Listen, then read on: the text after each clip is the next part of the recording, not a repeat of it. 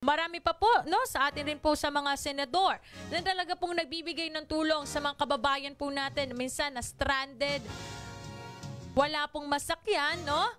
Lalo na po itong si Senador Ramon Bong Revilla Jr.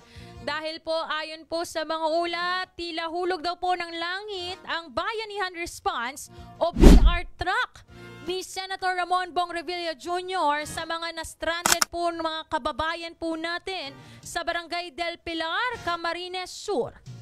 Na-rescue po ang mga ito mula po sa baha at naitawid matapos ma-stranded ng magdamag. Isipin mo, ma-stranded ka na magdamag? Ay talaga naman po, napakahirap po nun, walang tubig, walang makain. At thank God, sabi nga po din ng ilang po mga residente na talaga pong nakatulong ito pong bayanihan response truck, ito pong si Senator Ramon Bong Revilla Jr. Ang naturan po kasing truck ay isa po sa dalawang tumungo sa Bicol Region upang magdala po ng pagkain, tubig at iba pa pong tulong para sa mga sinalanta ng bagyo. Kahapon po, iniulat po natin na ito pong si Senator Ramon Bong Revilla ay tumulong po sa mga residenteng nasalanta ng Bagyong Christine sa Bicol Region. Kung napanood niyo po ang kanyang Facebook Live noong October 23, ipinakita po ni Revilla ang kanilang bayanihang truck.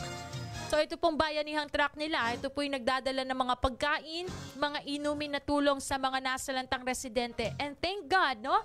After nilang magbigay ng tulong sa mga nasalantang residente sa Bicol. And of course, sa Naga po, no? Ito pong bayanihan truck na to ay nakatulong din po para po naman sa mga residente, mga kababayan po natin dyan po sa may Naga, no?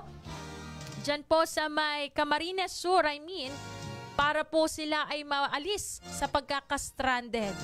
So patuloy po ang pagpapaabot ng masasalamat. Ito po mga residente dito nga po kay Senator Ramon Bong Revilla.